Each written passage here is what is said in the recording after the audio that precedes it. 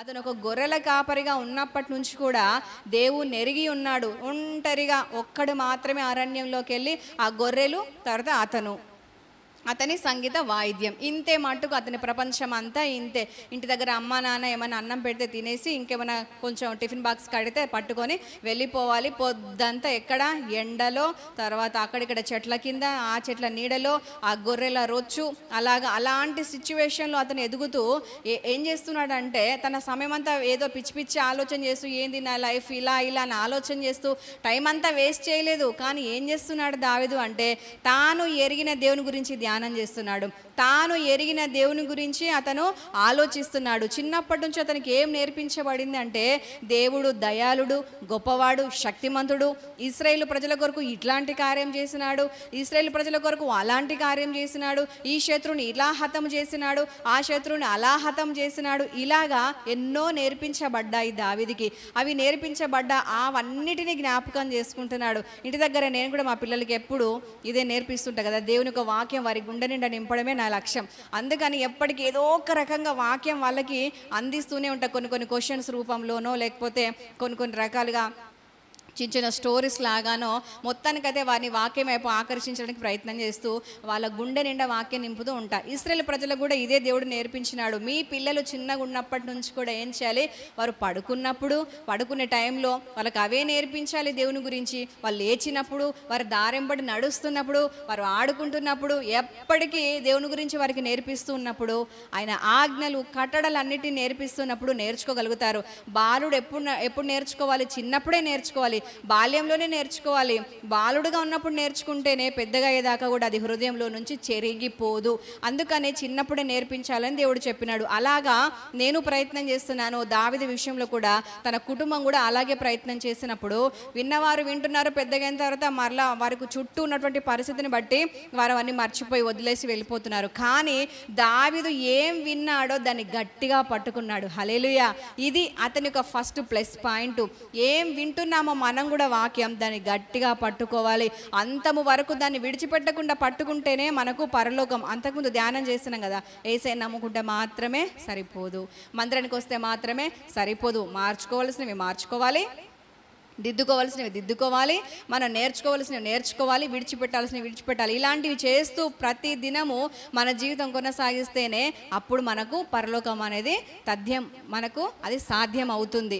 అలాగనమాట. అయితే మనం కూడా ఈ దావీదు కూడా ఏం చేస్తున్నాడంటే ఏదైతే విన్నాడో దాన్ని పట్టుకున్నాడు. చిన్నప్పుడే దేవుని శక్తి గురించి, దేవుని గొప్పతనం గురించి విన్నాడు కదా. అవును దేవా, మా పితరులకు ఇట్లా చేసినావట, నాకు కూడా నీ సహాయం కావాలి దేవా.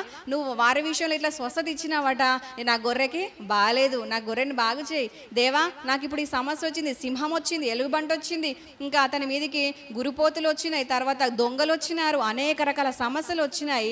అలాంటి సమస్యలు వచ్చినప్పుడల్లా దేవా మా పితరులకు సహాయం చేసినావు కదా, నాకు చేయవా అని ఇలాగా ఎంతో మంచి మనసుతో, చిన్న బిడ్డల మనసు కలిగి అతను దావీదు దేవునితో ప్రార్థన చేస్తూ మాట్లాడుతూ నడుస్తూ అలాగా అతను విన్నదాన్ని ప్రాక్టీస్ చేయడం మొదలుపెట్టినాడు. మనము విశ్వాసం కొరకు ప్రకటిస్తున్నాం, మనము విశ్వాసం కొరకు వింటున్న మనం ఏం చేయాలంటే ప్రాక్టీస్ చేయాలి. అనారోగ్యం వచ్చినప్పుడు, సమస్య వచ్చినప్పుడు, పోరాటం వచ్చినప్పుడు, యుద్ధం ఎదురైనప్పుడు ఏం చేయాలంటే విశ్వాసం ప్రాక్టీస్ చేయాలి. అవును ప్రభ, నేను విన్నా కదా, వారి విషయంలో సహాయం చేసినావు, ఇప్పటిదాకా నా జీవితంలో కూడా ఎన్నోసార్లు అనారోగ్యం నుంచి విడిపించలేదా, సమస్యల్లో పోరాటాలు విడిపించలేదా, అప్పుడు చేసినావు కదా, ఇప్పుడు కూడా చేయడానికి నువ్వు సమర్థుడవు అని చెప్పేసి అలాగ మనం కూడా ప్రాక్టీస్ చేయాలి. దావీదు కూడా దేవుని గురించి అలాగ ప్రాక్టీస్ చేసి ఇక దేవునితో పూర్తిగా కనెక్ట్ అయినాడు. ఎందుకంటే మన దేవుడు పిలిచితే పలికే దేవుడు. పెద్దవాళ్ళు ప్రార్థన చేస్తేనే నేను వింటా, సేవకులు ప్రార్థన చేస్తేనే వింటాను అంటాడా? లేదు. చిన్న పిల్లలు చిన్న మాటలు ప్రార్థన చేసినా వింటాడు. అనుభవం ఉన్నోళ్ళు, లేని వాళ్ళు ఎవ్వరు చేసినా వింటాడు. ఇప్పుడు పేరెంట్స్ ఉన్నారు, పెద్ద బిడ్డ లేకపోతే పెద్ద కొడుకు ఇలా పెద్దవాళ్ళు మాట్లాడితేనే వింటారు, లేకపోతే చిన్నపిల్లలు మాట్లాడితే వినరు. ఇలాంటిది ఏమైనా రూల్స్ ఉంటాయా తల్లిదండ్రులకు? అలాంటి రూల్స్ ఏమి ఉండవు కదా. పిల్లలు ఎంతమంది ఉంటే అంతమంది విషయంలో ప్రత్యేకమైన శ్రద్ధ ప్రతి తల్లిదండ్రులు పెడతారు. అలాగే ఇంతమంది ప్రజలున్నా ఎవరు ప్రార్థన చేసినా ఆయన ప్రత్యేకంగానే చూస్తాడు. హల్లెలూయా. అది మన దేవుని గొప్పతనం. ఎవరో బాగా తెలిసిన వారు, లేకపోతే మంచి భక్తి పరులు, లేకపోతే ఒక నీతిలో ఉన్నవారు, లేకపోతే ఒక సేవకుల స్థానంలో ఉన్న వాళ్ళు ప్రార్థన చేస్తేనే నేను వింటా అని అనేవాడు కాదు మన దేవుడు. ఎవరు చేసినా వింటాడు, పిలిస్తే పలుకుతాడు, తొందరగా స్పందిస్తాడు. కాబట్టి ఆ దావీదు విషయంలో దేవుడు అట్లాగా స్పందించినాడు. దేవుడు దావీదును తనకు కనెక్ట్ చేసుకున్నాడు. దావీదు దేవునితో కనెక్ట్ అయిపోయినాడు. హల్లెలూయా. అలా కనెక్ట్ అయిన దావీదు ఇక కొద్దిగా ప్రాక్టీస్ చేస్తున్నాడు కదా, ప్రతి విషయంలో ఏ సమస్య రాని ఇక డోంట్ కేర్ అన్నట్టుగా అయిపోయినాడు. ఎందుకంటే దేవుడు ఉన్నాడు కదా, నాకెందుకు. ఇప్పుడు పిల్లలు అనుకుంటారు ఏదైనా సమస్య ఉంది, ఇంట్లో రైస్ అయిపోయిందంటే నాకెందుకు, మా మమ్మీ లేదా, మా మమ్మీ చూసుకుంటే డాడీ చూసుకుంటారు అని అనుకుంటారు. కానీ పిల్లలు అయ్యో మా ఇంట్లో రైస్ అయిపోయింది, మా ఇంట్లో రైస్ అయిపోయింది అని ఫీల్ అవుతారా? కారు కదా. అట్లనే దావీదు ఎట్లా మారిపోయినాడంటే, సమస్య వచ్చిందా, నా దేవుడు చూసుకుంటాడులే. సింహం వచ్చిందా, దేవుడు చూసుకుంటాడులే. ఎలుగుబంటి వచ్చిందా, దేవుడు చూసుకుంటాడులే. ఎంతగా మారిపోయినాడంటే పూర్తిగా దేవుని మీద ఆధారపడే వ్యక్తిగా దావీదు మారిపోయినాడు. మనం కూడా అసలు నిజంగా అట్లా మారితే ఎంత బాగుంటుంది. దేవుడు ఎంత సంతోషిస్తాడు కదా.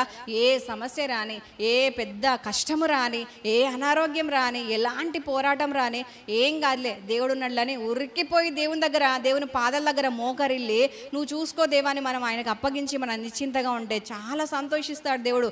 నిజంగా అట్లాంటి మనసు, అట్లాంటి విశ్వాసం, అలాంటి స్థిరమైన మనసు ప్రభు విషయంలో మనందరికీ కలుగునుగా. ఆమేన్.